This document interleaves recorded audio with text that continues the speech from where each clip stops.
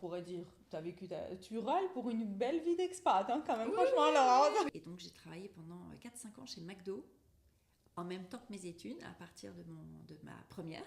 27 ans, tu es recrutée sur un job. Laurence, avec qui tu as couché? Si tu me donnes cette confiance, tu es à l'instant A, tu veux aller à l'endroit B, eh ben on va y aller.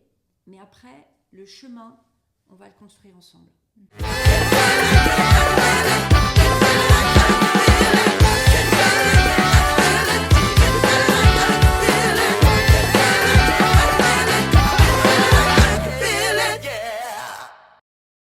Bonjour et bienvenue au The Leaders Lab, le podcast où on parle avec les leaders d'aujourd'hui et de demain en toute intimité. Aujourd'hui, on accueille Laurence. Hello Laurence. Bonjour Christine, comment vas-tu? Bon écoute, super, et toi? On a du soleil, on a de la lumière. Exactement. Tout va bien. C'est un bon moment. C'est un bon moment. Et ce n'est que le début. J'espère bien. On a un peu de temps ensemble. Alors Laurence, on s'est connus par le réseau, donc par Myriam. Myriam qui était avec nous dans un des premiers podcasts de Leaders Lab. Et donc il m'a parlé de toi en me disant Laurence, c'est the coach qu'il faut absolument que tu rencontres. La bonne nouvelle, c'est qu'au-delà de juste être the coach, tu es aussi une personnalité extrêmement intéressante. Et c'est pour ça que tu es là aujourd'hui, parce qu'on veut que tout le monde te rencontre et qu'on te connaisse. Après, une fois que j'ai dit tout ça, je ne t'ai pas décrit du tout. Donc, je te laisse te présenter. Bon. Qui est Laurence? Alors, après toutes ces fleurs que tu m'envoies, tu sais, il y en a qui disent mais non, je prends pas. Alors, je vais dire, je prends ces compliments parce que c'est toujours agréable. Donc, je les prends. Même si, évidemment, je me dis, mais waouh, est-ce que c'est de moi dont on parle? Mais en tout cas, un grand merci pour tout ça. Myriam est une personne formidable et donc je suis vraiment ravie. Qui je suis? Je suis une personne, je suis la fille de mes parents, je suis une sœur, je suis une épouse, je suis une maman de 3 enfants et puis je suis surtout là où on m'attend en général pas. Et ça c'est plutôt sympa parce que dans un monde où on est très très cadré, très enfermé, j'ai beaucoup de plaisir à casser les codes et à être là où on ne m'attend pas. Et tout ça en 24 heures? Alors 24 heures moins tout mon temps de sommeil parce que j'ai besoin de beaucoup de sommeil. C'est vrai? Ah oui, je suis une grosse dormeuse. Attends, c'est quoi C'est quand donc, même... voilà, je fais tout ça mais à l'intérieur. En 12 heures. En 12 heures. Ouais, D'accord. en 12 heures. Ok, pourquoi pas, écoute. Alors, donc, ce qui m'a... Laurence, déjà, c'est la première fois que j'ai une coach en dehors de mes entreprises, parce que j'ai toujours eu des coachs dans mes entreprises. J'ai eu des mentors en dehors des entreprises, dont certaines sont dans le livre, mais j'ai jamais eu de coach en dehors d'entreprise avec qui j'ai fait un contrat et que j'ai payé. Et donc, mais ce qui m'a plu sur ton parcours, c'est que tu as fait tellement de choses avant dont on va parler. En revanche, on va démarrer par tes études. Donc, dis-nous où tu es née, quelles sont les études que tu as fait et comment tu en es arrivée là. Alors, écoute, où je suis née? À Lure, en Haute-Saône, un tout petit endroit, parce que mon papa était dans l'armée et qu'on a déménagé tous les 3 ans. Donc, ça fait plein. Voilà, tout petite déjà, j'avais appris à défaire des cartons, refaire des cartons, faire du tri, etc., pour être optimisée et bouger rapidement. Mes études, j'ai fait des études hyper classiques. Je n'ai pas fait des études oufissimes. J'ai fait ce qu'on appelait à l'époque un DEA, donc un Master 2 en économie industrielle et RH. Bon, donc voilà, classique, à Lille. Et en fait, je pense que la particularité, c'est que j'ai été obligée de financer très, très, très vite mes études. Et donc, depuis mon bac de français, je travaillais. Et donc, j'ai travaillé pendant 4-5 ans chez McDo, en même temps que mes études, à partir de ma première, pour payer mes études. Donc, ça m'a appris beaucoup, beaucoup, beaucoup de choses. D'abord parce que j'ai vu beaucoup d'éléments en termes de personnalité humaine. Alors là, je pense que j'ai été vraiment à bonne école. Et puis, j'ai travaillé pendant mes études. J'ai fait mes études. J'ai continué après le McDo en télémarketing. Donc, en fait, ça m'a vraiment appris plein de choses. C'est comme si j'avais eu 1000 vies en une vie, tu vois, là-dessus. Tu as vraiment commencé enfin, si je peux me permettre, du bas. En fait, tu as fait tous les métiers en tant qu'étudiante. Ouais, alors au McDo, j'étais équipière. Alors j'avais ma jolie petite lavalière, voilà. Je suis montée à un moment parce qu'on m'a demandé d'animer des anniversaires, voilà. Donc j'étais hôtesse aussi, mais j'ai trouvé ça extrêmement intéressant. Et ce que ça m'a appris, c'est que le meilleur chemin pour aller d'un point A à un point B, c'est la ligne droite, et notamment par rapport aux études. Et ben quand tu dois bosser pour payer tes études, tu fais pas trop de raccourcis. Tu te dis straight to the point, si je dois avoir mon examen cette année, je le fais, je le prends. Parce que si je dois faire 2 fois la même chose, juste ça va pas être possible, quoi. Ça va être trop ennuyeux. Donc ça m'a permis d'avancer. Donc tu n'étais pas dans les soirées de BDE? Très peu, j'en ai fait quelques-unes, mais non, c'est maintenant les soirées. Ouais, c'est en tout cas les soirées, je sais pas, mais en tout cas danser, changer, sortir du cadre et avoir le petit grain de folie, ouais, absolument. C'est maintenant. Une fois qu'on a bien. Écoute, alors je suis très curieuse pour McDo. Maintenant, tu manges McDo ou plus trop? Alors, de temps en temps, je t'avoue que j'ai une très grande régressivité et j'y vais. Alors, rarement. De temps en temps, mes enfants me regardent avec des grands yeux en me disant « Oh non, mais maman, c'est pas possible ». Mon mari se tape la tête en me disant « Mais c'est pas possible ». Mais oui, de temps en temps, ça m'arrive. Je m'en prends un, je m'éclate. Et voilà, ça me rappelle plein de bons souvenirs. C'est ton Madeleine de Proust, c'est ça? Oui, alors j'en ai d'autres des Madeleines de Proust. Mais celle-là, elle est chouette parce qu'elle portait vraiment sur... voilà, tu dois sortir, tu dois tu dois trouver des solutions, ça va marcher. Et c'est fort parce que ça permet d'avoir une vraie confiance en soi. Tu vois, quand tu fais un truc où on ne t'attend pas, on ne te dit pas ouais, tu es en première, tu passes ton bac français, bon, bah écoute, moi, tu sais quoi, j'ai déjà tout révisé, donc je m'ennuie comme un rat mort, donc je vais commencer à travailler. Et puis après, quand j'ai vraiment eu besoin d'être indépendante financièrement, et c'était déjà, c'était déjà fait. Donc top. Alors, tu as voyagé avec tes parents au début. Oui. Ensuite, tu t'es mariée assez tôt, non? Oui, assez tôt. Je me suis mariée. Alors moi, on a fait un gros raccourci parce que je me suis mariée en 2000 en septembre 2000 et j'ai eu mon premier enfant en décembre 2000. D'accord. Et je me suis mariée avec un ventre plat. Ah bon? Oui. Comment parce que j'avais acheté la robe de mariée avant et qu'il n'était pas question que ça déborde. Voilà, donc je me suis mariée et une fois que j'ai enlevé la robe de mariée, mon fils a fait plouf et il est arrivé. Donc tout est dans le mental. Tout est dans le mental. En tout cas, moi j'en suis persuadée. Ok, ton fils, ton premier du coup. Le premier, oui. Maxime. Ok, donc ça fait 25 ans. Exactement. Bravo, avec le même homme. Ah oui, toujours le même homme. Ouais. Bon, bravo. Très bien. Ok, donc tu t'es mariée et vous avez beaucoup bougé. Et on a beaucoup bougé. Donc en fait, bouger et donc cette adaptabilité dont tu parlais au début en me disant j'ai très vite appris à défaire les valises, à changer, à trouver des nouveaux amis aussi, parce que c'est pas juste les valises en soi. Ouais. C'est de s'épanouir dans un nouveau lieu pour un court durée. Ça, c'est un truc que tu as... Ah oui, je pense que c'est un truc que j'ai appris toute petite. Mais je pense que c'est vraiment... d'abord, ça fait vraiment partie de mon ADN. C'est tu vas quelque part, tu rencontres des gens, tu regardes leurs yeux. On m'a souvent dit, les yeux, c'est les fenêtres de l'âme. Tu regardes ça, tu te mets en connexion et en fait, il se passe des choses. Et donc, on a eu nos 3 enfants. J'ai été DRH chez Bouygues, qui m'a permis d'apprendre plein de choses et... On y reviendra peut-être, mais ouais, il s'est passé des choses assez fortes à ce moment-là. Mais quand on a pris la décision de partir avec mon mari, on a pris les 3 enfants, les valises, on est parti. Et là, ça a été juste génial, quoi.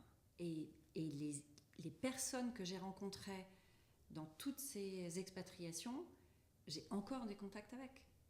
C'est juste, c'est des liens que tu crées et qui sont extrêmement forts. Tu vois, c'est vraiment ce côté humain que je trouve absolument formidable. Et qu'on voit, en fait, qu'on ressent dans ton coaching d'ailleurs, et ce qui fait que tu as lancé Shiftmaker finalement. Exactement, Shiftmaker que j'ai lancé il y a 18 mois, parce qu'après avoir quand même écumé les Émirats, le Gabon, le Maroc, le Canada, tout ça, à un moment on s'est reposé en France. Et, donc depuis 18 mois. Et ouais, je suis en France depuis septembre, que je te dise pas de Donc, un an et bêtises, demi. septembre 2023. Encore un an et demi. Ouais. Et on y va.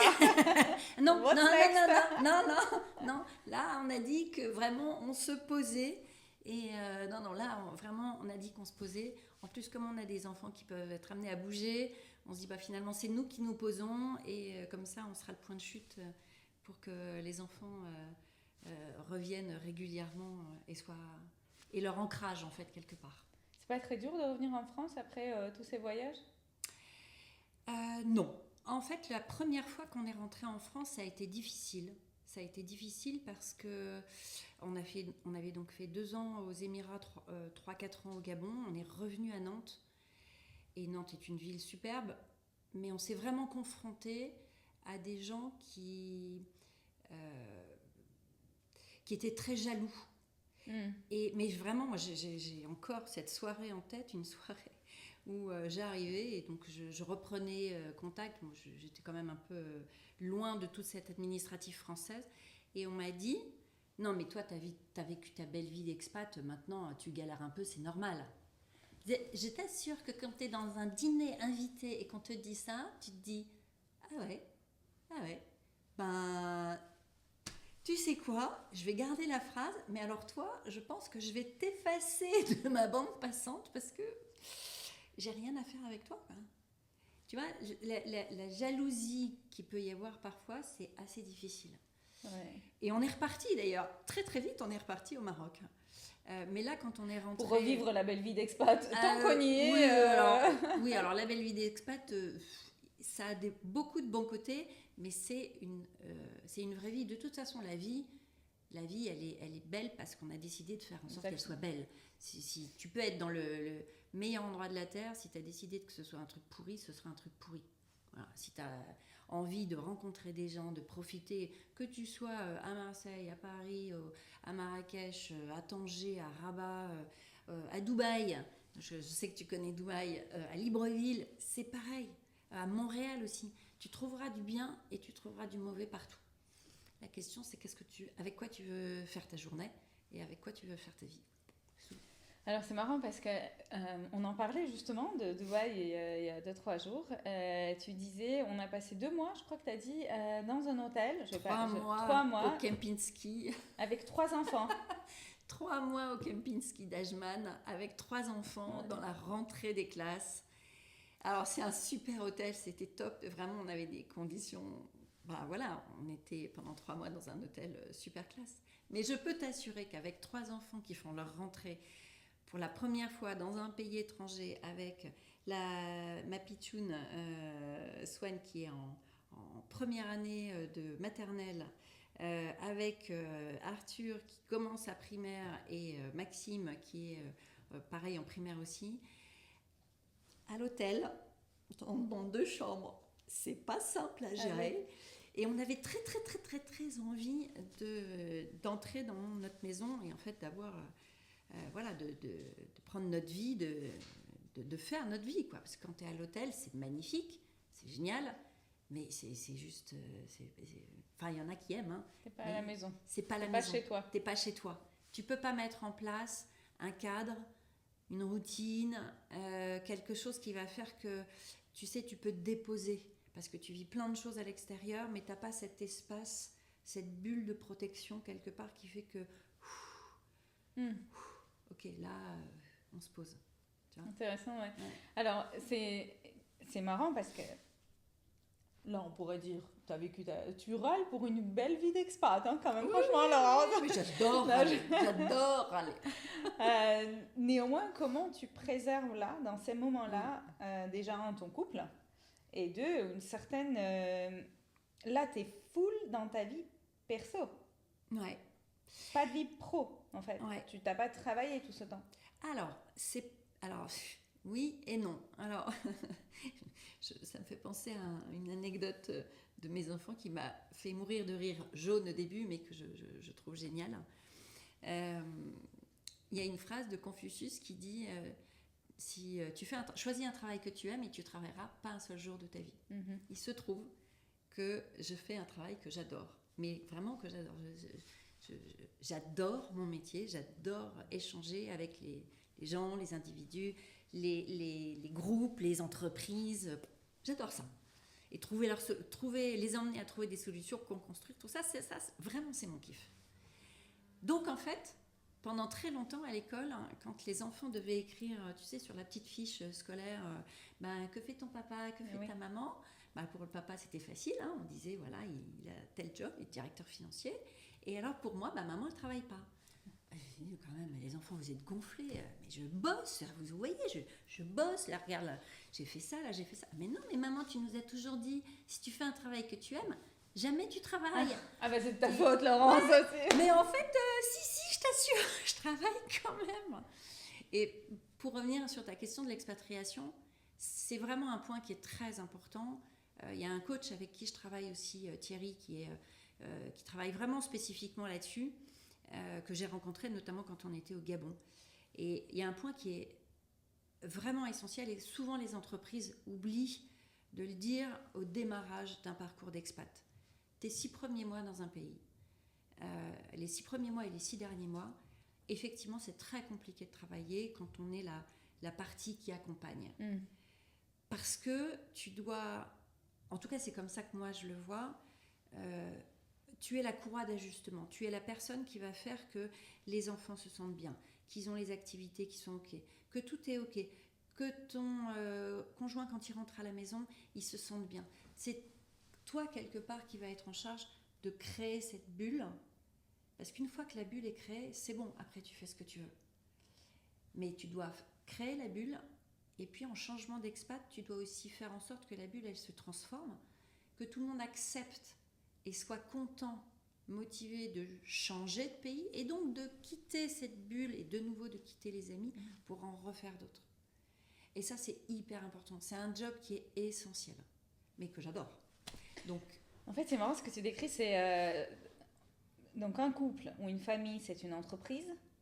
Un expat, lui, c'est la gestion externe, et toi, c'est la gestion interne. Oui, c'est la gestion interne. Ou vice-versa, ça dépend qui suit, mais il y a toujours une personne qui va travailler pour que l'interne fonctionne et l'autre pour que l'externe fonctionne. Alors, les deux fonctionnent, mais forcément, on ne peut pas mettre toute l'énergie au même endroit en même temps, c'est pas possible. Et je pense que c'est aussi pour ça, on blaguait tout à l'heure sur nos 25 ans de mariage, il y a un équilibre à trouver. C'est pas 50-50, 30-70, 70-30, c'est pas ça le sujet. Le sujet, c'est d'être, comment dirais-je, de pouvoir se parler, se dire des choses, et on en reparlait encore il n'y a pas très longtemps, parce qu'il nous est arrivé quelques histoires récemment, mais je pense que, tu vois, dans notre bulle, on n'a pas de tabou. On sait parler. Et on va se dire les choses. Parfois, c'est pas agréable, et parfois, c'est franchement difficile, mais on va se le dire avec le maximum de respect qu'on peut avoir, même si de temps en temps ça peut être un peu chaud, mais on va pouvoir se dire les choses. Et donc en se disant les choses, on va pouvoir trouver un équilibre. Et moi, je suis hyper à l'aise de dire parfois à mon mari, écoute, là j'en peux plus, j'y arrive pas, et je lève la main, il vient me donner un coup de main, et puis de même de l'autre côté, et c'est pareil avec les enfants. Ils font leur vie, c'est très bien, c'est super, mais le jour où ils ont un problème, ils lèvent la main et on sera là. S'ils ne lèvent pas la main, qu'ils vivent leur vie. Tu vois ce que je veux dire ?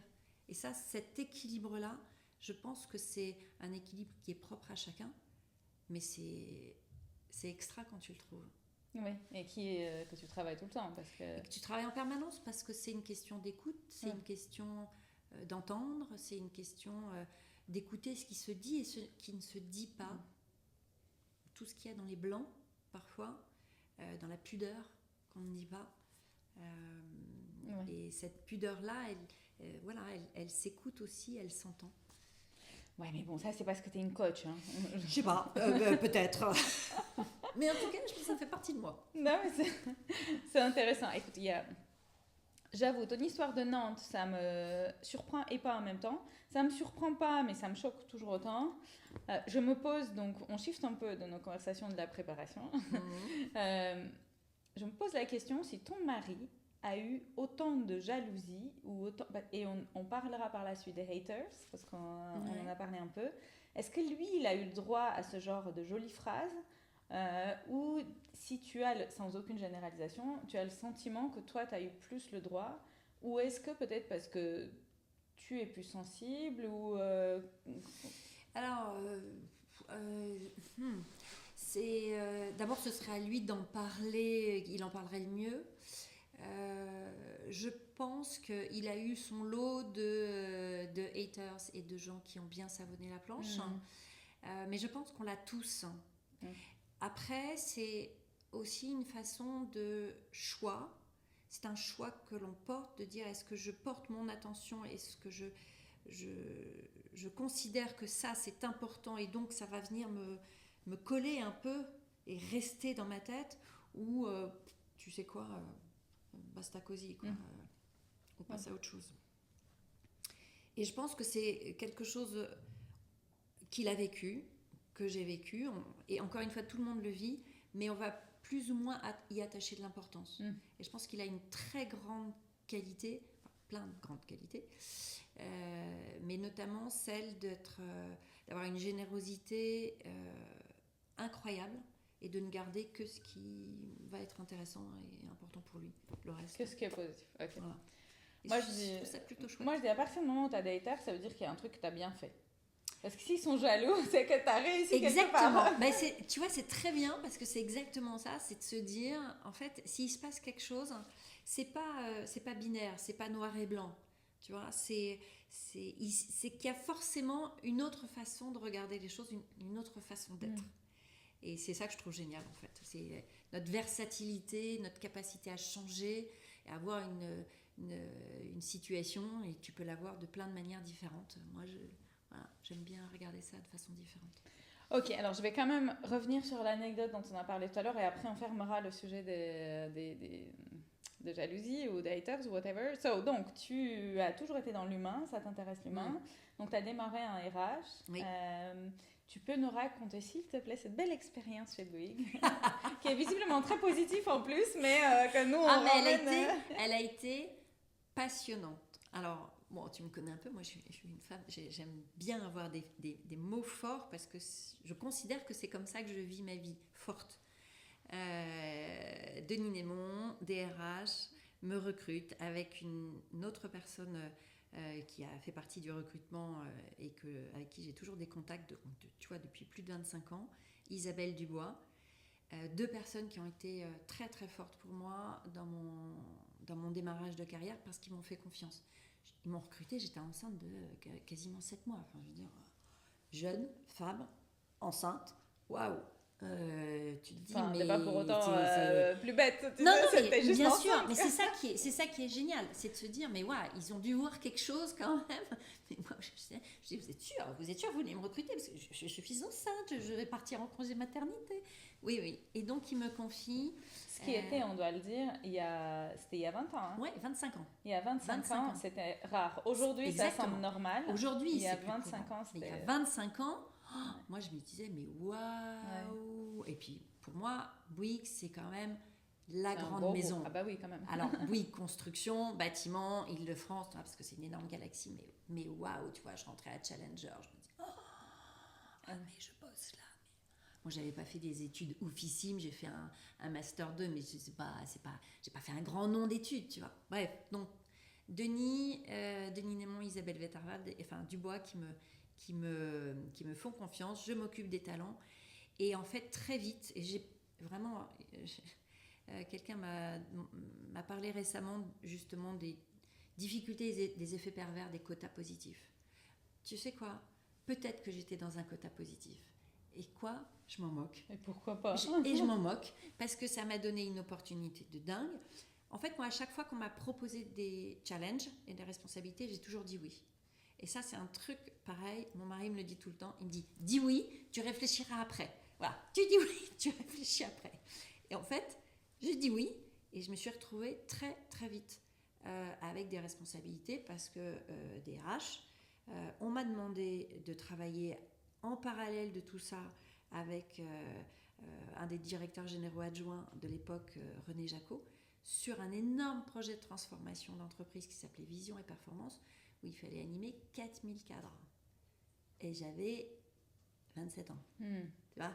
Donc évidemment, j'avais les genoux qui tremblaient, comme ça. Mais c'est pas grave. Moi, je m'écoutais une musique qui m'allait bien. On va en parler. Mon power, mon petit moment à moi. Et en fait, tout de suite, ça marchait. J'ai vraiment vécu 10 années extraordinaires où j'ai appris le meilleur et le pire de la nature humaine. Et c'est génial. Parce que tu te dis, mais je sais aujourd'hui que ça existe. Je l'ai vécu. Et j'ai réussi à m'adapter. Et donc, je suis capable de choisir le regard que je veux avoir sur les gens, sur les événements, et de garder ce qui me convient. Ça ne veut pas dire que c'est facile. Ça ne veut pas dire que de temps en temps, je me dis pas, j'irais bien me coucher là comme ça. Surtout, ne m'en parlez plus. Mais globalement, tu ne peux pas imaginer comme c'est aidant. Et j'ai toujours des contacts avec eux. Donc, c'est top. Écoute, et donc je vais te poser la question qu'on a dû probablement te poser, on a dû se poser. 27 ans, tu es recrutée sur un job. Laurence, avec qui tu as couché? Eh bien, écoute, avec mon mari. Ah bah voilà. Avec mon mari. Et il s'avère que depuis, vous avez encore deux enfants. Et on a encore, voilà. Et encore, après, on a fait encore 2 autres enfants et on est hyper heureux. Et que la vie, c'est pas un long fleuve tranquille. Il y a forcément des moments où c'est plus difficile que d'autres. Mais je pense qu'on s'est bien trouvé. On s'est bien trouvé. C'est un bon partenariat. Hein, ouais. Et puis d'ailleurs, c'est très drôle parce qu'il te raconterait que je l'ai recruté dans mon premier poste. C'est vrai? Parce que j'ai commencé par faire du recrutement. Et je l'ai recruté. Tu sais bien faire les choses. Voilà, je me suis dit, on n'est jamais mieux servi que par soi-même, alors allons-y. Bravo. Non, mais je l'ai recruté, mais au bout de 6 mois... je l'ai viré. Non, pas du tout. Au bout de 6 mois, il n'arrêtait pas de passer devant mon bureau pour aller voir à l'époque le DRH. Et donc, il passait devant mon bureau, je me disais, c'est bizarre, il a quand même beaucoup de problèmes RH, c'est bizarre, hein, c'est quand même... Mais non, c'était juste pour passer devant mon bureau, comme ça. Et puis, quand on a commencé à se rencontrer, voilà, une femme, le BTP, les hommes, on s'est vite dit, on était un peu la courroie de transmission, quand les gens ont commencé à savoir la courroie de transmission pour faire passer des messages, on n'a pas trop aimé.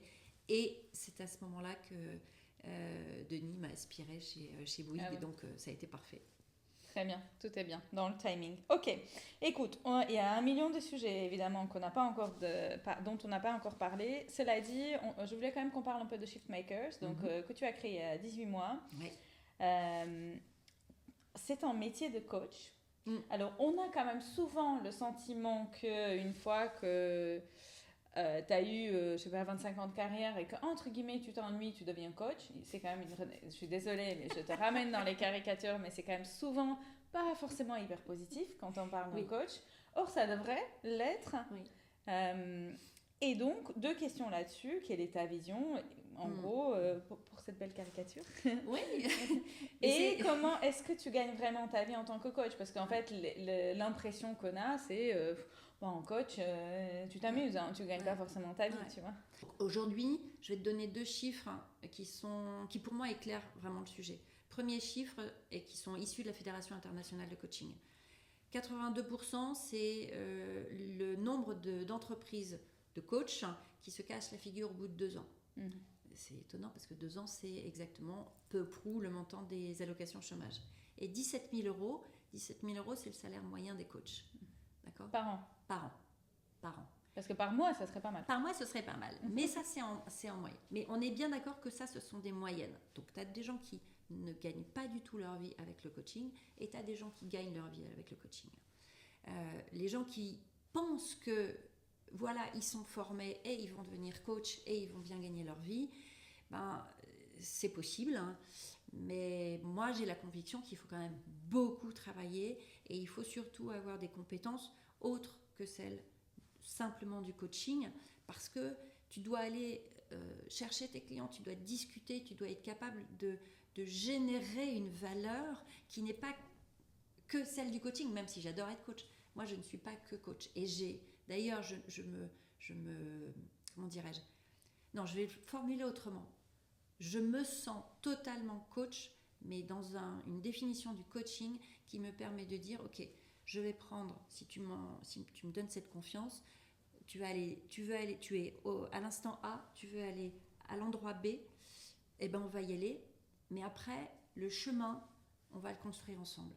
Ça peut être du coaching, ça peut être de la formation, ça peut être du consulting, ça peut être du mentorat, ça peut être d'un bilan de compétences. Le coaching, c'est juste une méthode. C'est juste une façon d'être et de parler et de faire émerger les choses. Donc si tu es trop sticky sur un truc qui est pur, peut-être qu'il y en a et que ça marche et c'est très bien et j'ai pas de jugement. Ça, c'est pas mon sujet.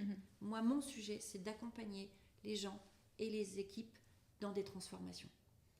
Et pour ça, voilà, c'est comme ta mallette de docteur. Tu as plein de trucs à ta disposition et tu vas, en fonction de ce qui arrive, parce que je suis convaincue de la co-construction et de l'intelligence collective, et je suis convaincue que c'est vraiment le sujet de la motivation qui fait la différence, qu'on va réussir.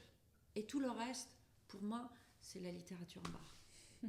En fait, toi, t'es pas juste juste n'est pas un mot péjoratif, mais t'es pas une coach, t'es une chef d'entreprise. Ton produit, c'est le coaching, plus la formation, plus d'autres choses. Quelqu'un t'a aidé, quelqu'un t'a coaché à ouvrir ton entreprise ou tu t'auto-coaches pour l'instant? Alors, non, on m'a pas aidé à ouvrir mon coaching, à ouvrir mon entreprise, mais j'en suis déjà à la 5e. Puisque quand je suis partie du groupe Bouygues, je suis partie en me disant non mais c'est pas possible, je suis DRH et on n'arrive pas à recruter des personnes en situation de handicap. Et je me dis mais c'est pas possible. C'est un sujet qui me tient particulièrement à cœur pour plein de raisons très personnelles. Et je me suis dit ok, très bien. La première entreprise que je vais monter, elle s'appelait Existence Conseil. C'est une entreprise qui va, et je dis bien une entreprise qui va favoriser l'insertion professionnelle de personnes en situation de handicap. Et Bouygues a été mon premier client. Et ça s'est super bien passé. Et d'ailleurs, si jamais il écoute le podcast, Thibaut, qui a été l'une des premières personnes que j'ai recrutées et avec qui je suis toujours en contact, Thibaut, je te salue. Et nos entretiens ont été absolument topissimes.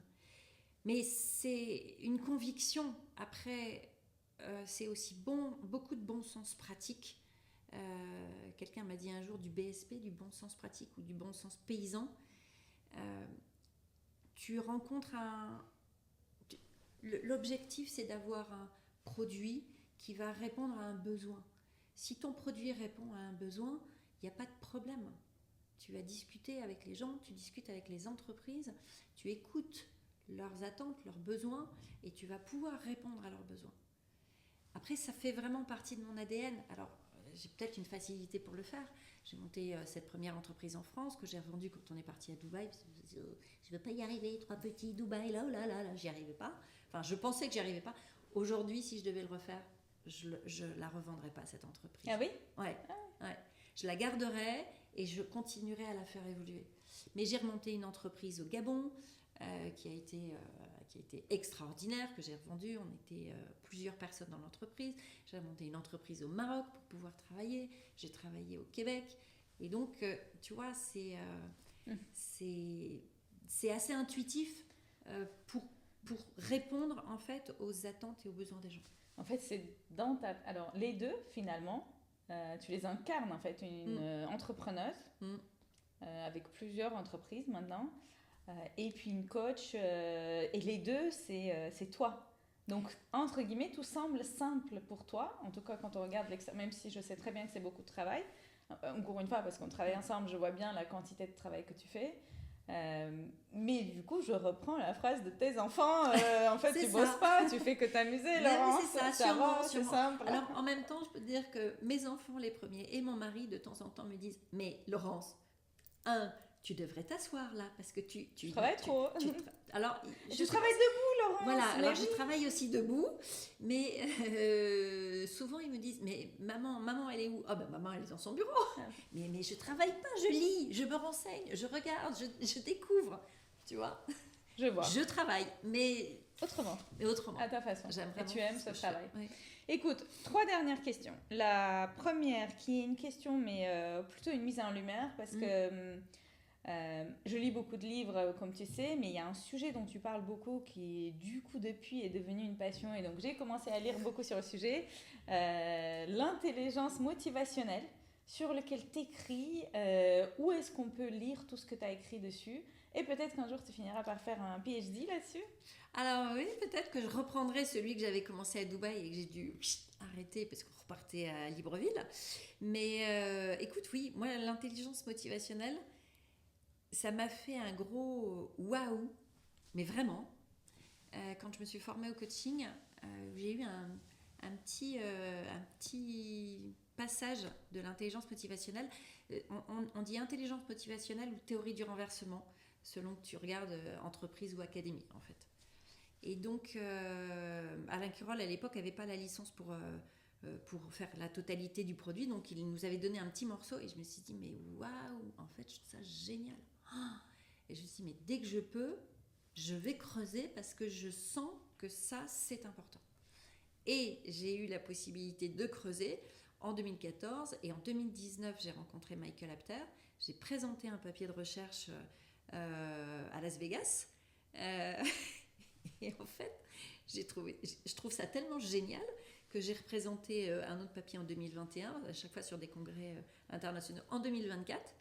Et aujourd'hui, je déploie ces outils parce que je trouve ça extrêmement libérateur de se dire on n'est pas des chiffres, on n'est pas des codes, on n'est pas enfermé dans des couleurs, on est tout à la fois. Mm-hmm. Et la question la plus importante, c'est pas t'es bleu, t'es rouge, t'es vert, t'es comme ci, t'es comme ça, ou t'es travaillomane, persévérant, ESTP, NJ ou quoi que ce soit. C'est de quoi t'as besoin pour atteindre ce que tu veux atteindre. Mmh. Et donc, dans quel état d'esprit t'as besoin d'être. Et si t'as besoin d'aller chercher un peu de ci, un peu de ça, tant mieux, tu sais quoi, formidable. À moins d'être un psychopathe, tu sais aller partout. Donc, t'as besoin de ça, on va y aller. Mmh. Et la question, c'est comment on y va. Et donc, c'est ça, aussi simple que ça. Okay. Aussi simple que ça. C'est de se dire, quelle que soit la situation que je vois, je suis capable de changer mon regard pour la regarder comme j'ai besoin de la regarder, de manière à ne pas la subir. Mm-hmm. C'est Viktor Frankl qui disait, je crois que son livre c'est Le sens de la vie, quand il est revenu des camps de concentration et qui disait, entre le moment où on te choque, où tu reçois un coup, et le moment où toi tu vas réagir, tu as un temps. Et ce temps, il peut être extrêmement court, mais c'est le tien. Mm-hmm. Et c'est toi qui décides de ce que tu veux en faire. Et du coup, Laurence, dernière question, en fait les dernières deux, mais que je vais regrouper ensemble. La question qu'on pose à tous nos invités, quelle est ta citation préférée? Et je regroupe cette question pour toi avec un conseil que tu donnerais pour toutes les personnes qui nous regardent et qui nous écoutent. Ma citation préférée, alors je te dirais, j'en ai plein, mais je te dirais, nous sommes des danseurs et pas des statues, de Michael Apter, parce que je trouve que cette phrase, elle est absolument incroyable. Elle nous montre à quel point on est flexible, on est souple et on est capable de s'adapter. Et aujourd'hui, où c'est peut-être encore plus tricky avec l'intelligence artificielle qui vient un peu nous chahuter, on regarde le nombre de métiers qui vont disparaître, le nombre de métiers qui vont apparaître aussi. Le solde est plutôt positif, mais il va falloir s'adapter. Et donc, se mettre à danser plutôt qu'à se figer en termes de statut, je pense que c'est pas mal du tout. Et tu m'as demandé un conseil ou quelque chose, je te dirais, je travaille beaucoup avec, je suis très investie dans un groupement qui s'appelle le Women for CEO, que Florence Dupré a mis en place, et qui est une initiative absolument géniale, parce qu'elle est une des très rares initiatives à être en parité. Dans ce mouvement, il y a autant d'hommes que de femmes. Et le but du jeu, c'est de créer une société qui soit cohésive, qui soit ensemble, dans lesquels on a du lien. Et donc le conseil que je pourrais donner, c'est de regarder notre environnement et d'avoir du plaisir à faire des choses ensemble pour grandir ensemble, parce qu'on est tous différents. Et mon Dieu, heureusement d'ailleurs, parce que sinon on s'ennuierait à mourir. Et donc voilà, ce serait plutôt ça, de danser avec parfois les difficultés, parce qu'évidemment il y en a, et pour aller vers un monde qui est inclusif, mais inclusif au sens très large du terme. L'inclusion, c'est pas qu'une question de genre, c'est une question de genre peut-être, mais c'est aussi une question de société, c'est une question d'économie, c'est vraiment une question globale et il faut permettre à tout le monde d'embarquer pour qu'on ait tous la vie qu'on souhaite avoir. Voilà. Merci. Alors moi, je vous conseille de venir danser avec Laurence. Avec grand plaisir. Voilà, et continuer à danser en soi. Merci beaucoup Laurence. Merci, un plaisir. Christine. Je pense qu'on aurait pu continuer encore à peu près 3 heures, mais dans la suite, on va juste lire tout ce qui est écrit et peut-être travailler. Voilà, moi, je continue à travailler avec toi, mais voilà, les autres, je vous conseille aussi. Merci beaucoup. Merci à toi. Merci à vous de nous avoir regardés et on se voit très très vite pour une nouvelle discussion en toute intimité avec un ou une nouvelle invitée.